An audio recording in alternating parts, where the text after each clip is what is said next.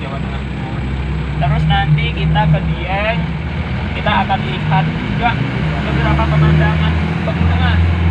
Ada Pleret, ada Gunung Kisma ya. Itu dalam perjalanan nanti mudah-mudahan kita bisa lihat. Bukit Sikunir kita bisa lihat. Jadi hanya lihat aja, tapi nggak ke sana ya. Kalau Bukit Sikunir itu sebenarnya paling bagus untuk pendakian. Aduh maaf ini saya tutup aja ya. Ya. Kalau kurang segan nanti buka aja ininya. Buka aja jendelanya. Soalnya suara saya kalah sama mesin. Nah, kalau ditutup gini kan agak kedengaran ya. Oh, ini jalan raya apa namanya? Siapa? Jalan raya apa ini? Oh, ini Jalan Raya Wonosobo Dieng, Pak. Ya. Jalan Wonosobo Dieng. Ini Pak, kalau di kanan kiri kita masih disuguhi dengan pemandangan pertanian yang beragam. Jadi jenis sayurannya beragam. Ya ininya mah ini ya. Iya. Biar belum mengarah kepada satu macam. Dia belum mengarah ke satu macam. Tapi nanti kalau sudah masuk ke dataran tinggi yang rata-rata itu kentang. Oh iya, kentang. Karena memang kentang dari Dieng ini merupakan komoditi utama, Pak. Beda rasanya. Kualitas terbaik. Kualitasnya bagus. Kalau zaman dulu itu masih zamannya ada koperasi tani ya, banyak koperasi tani, itu produk-produk kentang dari sini terakhir ke koperasi, terus kita kirim ke luar negeri dan jarang. Jenis kentangnya juga berbeda. Terus di dataran tinggi Dieng ada tanaman yang menarik nih, terutama buat bapak-bapak ya, namanya purwaceng.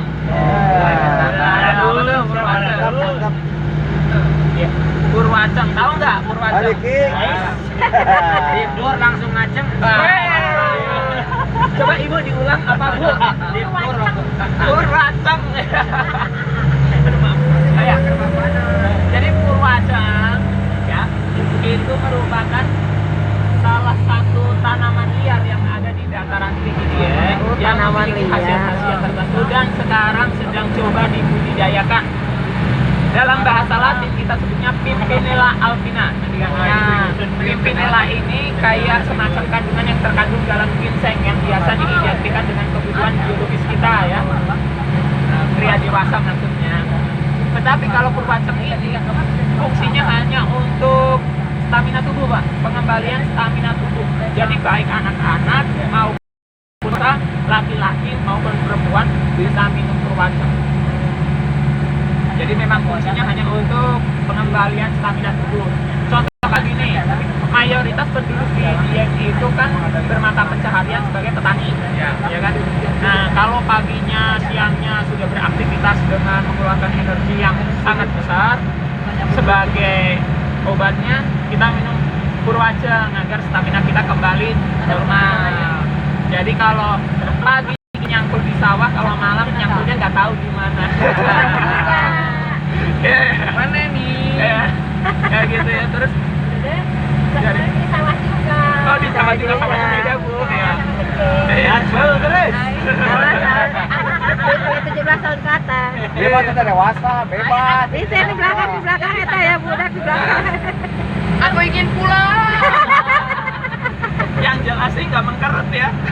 Kayak apa tuh? Enggak. Bisa di tadi juga ya. Oh. Sebenarnya bisa, Pak. Ya. Tapi kebanyakan penjual purwaceng ini tidak jual purwati, Pak. Aduh, ada Pak. Ya. Terus gini, ada juga tanaman yang lain yang sangat terkenal dari dataran tinggi Dieng, itu adalah tanaman pepaya yang khas, namanya carica atau karika ya. Karika tuh ayeuna enak pada Jadi karika ini berasal dari dataran tinggi di Meksiko Utara. Jadi karika kalau di Indonesia ini bisa tumbuh di kisaran ketinggian 1.600 sampai 200 dari atas permukaan laut. Karika kakaknya Karena atau adanya Karena? Nah itu Pak, kalau karika di Dieng itu manis-manis Pak, tapi saya lebih suka karika Pak. Nah karikanya itu kayaknya datangnya dari Sukabumi bukan dari sini Pak. Sempet tuh Pak. Kalau Sukabumi teh Rika. Teh Rika. Nah ngomong-ngomong tentang teh Rika, di sebelah kanan ini ada tanaman teh nih.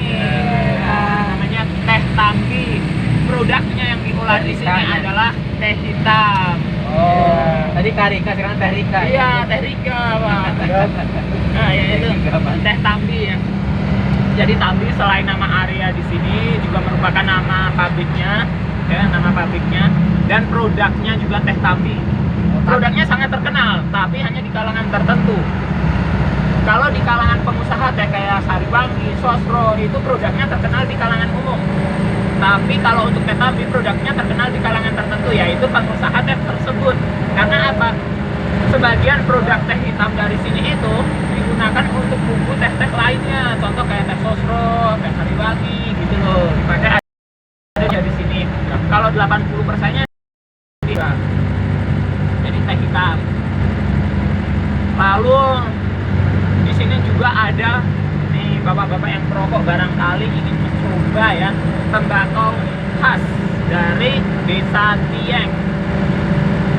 Awas ya, tembakau khas bukan yang macam-macam ya Pak ya. Memang tembakau, cuman daunnya cenderung lebih padat, lebih kecil. Kita sebutnya tembakau srintil. Hasil olahan tembakonya terkenal dengan namanya tembakau garang. Srintil. Iya, jadi di press, digarang. naon cenah? Detail. Emang kalau serintil apa tuh? Iya. Itu Candi, namanya serotol. Perintil. Aduh. Awas ya. Yang jelas kita jangan benten ya namanya. pokoknya Canggih. jangan terpaku sama yang suku kata di belakangnya ya. Doing. Tadi cem sekarang pil ya. Oh, Jangan suka menyentil-nyentil yang di bagian belakang. Nah, jadi ada tembakau serintil namanya. Dijual Pak. Tapi kemungkinan untuk di daerah Dieng sendiri tidak ada. Biasanya itu langsung didistribusikan ke pasar Wonosobo, pasar lokal lah Pak biasanya. Dan biasa juga hasil tembakonya itu untuk bumbu tembakau lain karena memang rasanya yang strong, pekat gitu, memang memiliki keunikan tersendiri.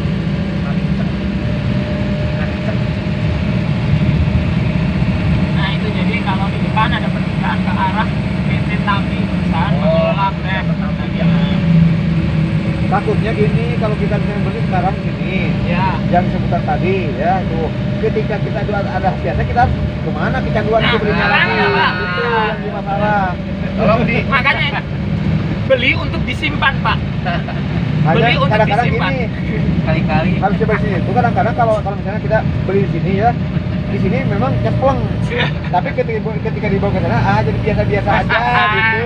Oh itu ya itu biasa karena objeknya Pak. Bisa ngelesnya bisa. Aduh, biasa karena objeknya Pak. Pokoknya casingnya salah. Semacam ini Pak, menu makanan kita kalau tiap hari itu aja juga. Tidak usah saya lanjutkan ya. Tiap hari gabus sekali kayak mau teri gitu. Ada masa baliknya. Tapi kita jangan atul. Wah. Kayak pengawas ya kok deh.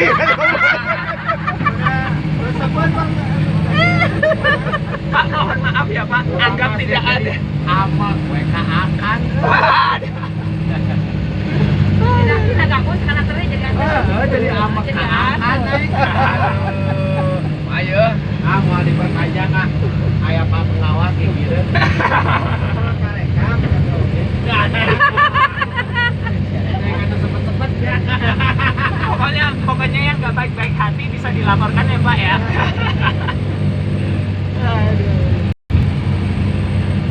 Ya pokoknya nanti mudah-mudahan di Dieng cuaca cerah ya, walaupun di sini masih terasa sedikit mendung. Karena gini Pak, biasanya kalau di sini mendung di Dieng cerah. Oh iya cepet banget. Dan di Dieng biasanya cerah itu pun tidak memakan durasi yang lama Pak. Jadi kadang nih pagi cerah, siangnya sudah berkabut, tiba-tiba nggak kerasa udah kayak sore, lalu malam. Makanya kalau di Dieng ini kadang kayak kita nggak punya siang hari. Gua marah. Tiba-tiba langsung. Dibuang pada mak biasanya. Nah ini kita sudah memasuki wilayah kecamatan Penjajar ya. Jadi nanti ada di depan sana kecamatannya.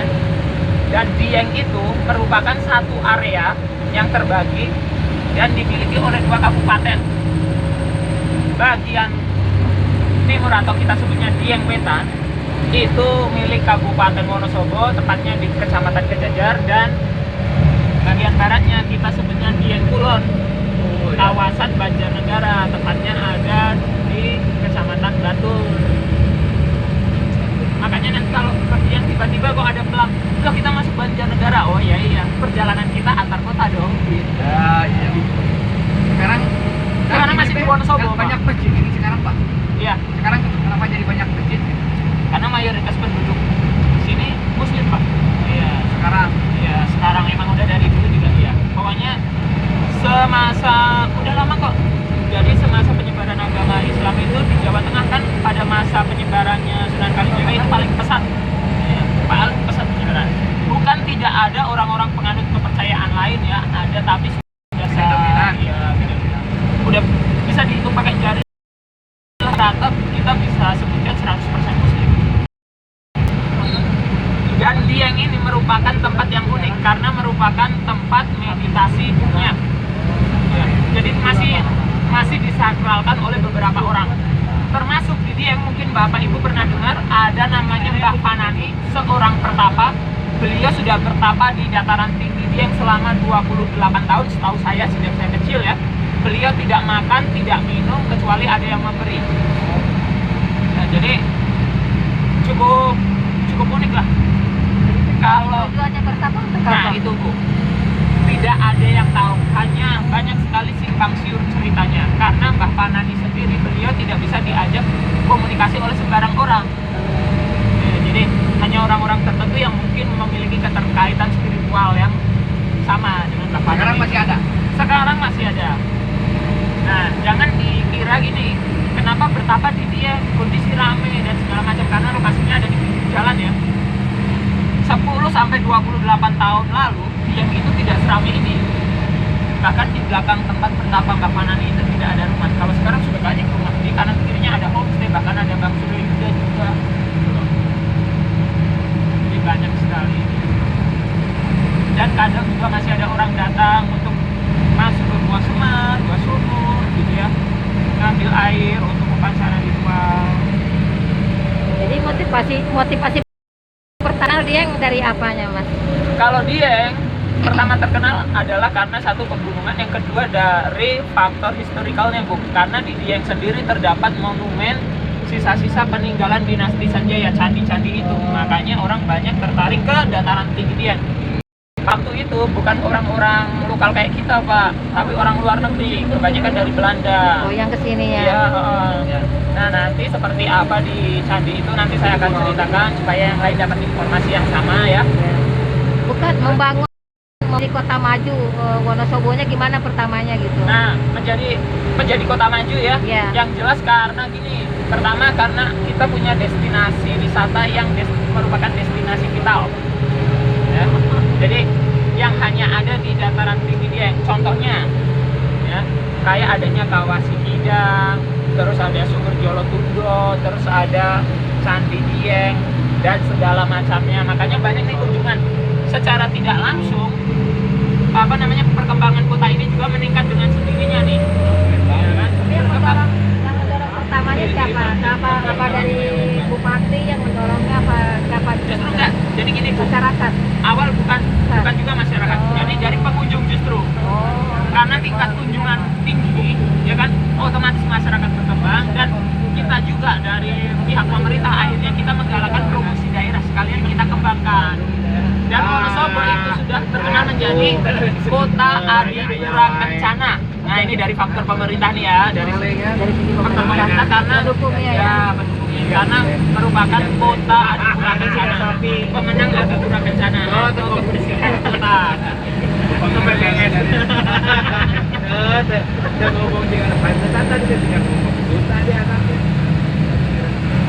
Nah ini di sebelah kanan kita ini sudah ada tanaman wortel ya.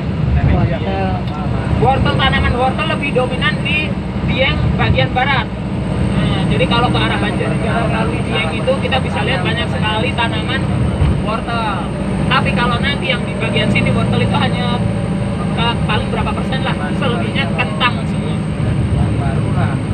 Soalnya kalau mudik lebaran kan suasana lebaran habis. Nah ini tanaman kentang ya, sebelah kanan kita ada kentang. Nanti Yang paling atas itu juga kentang. paling atas kentang sampai ke atas bukit ya. Iya, itu semua Bisa jadi di dibayangkan ya perbukitan itu. penanaman kentang itu sampai ke atas bukit.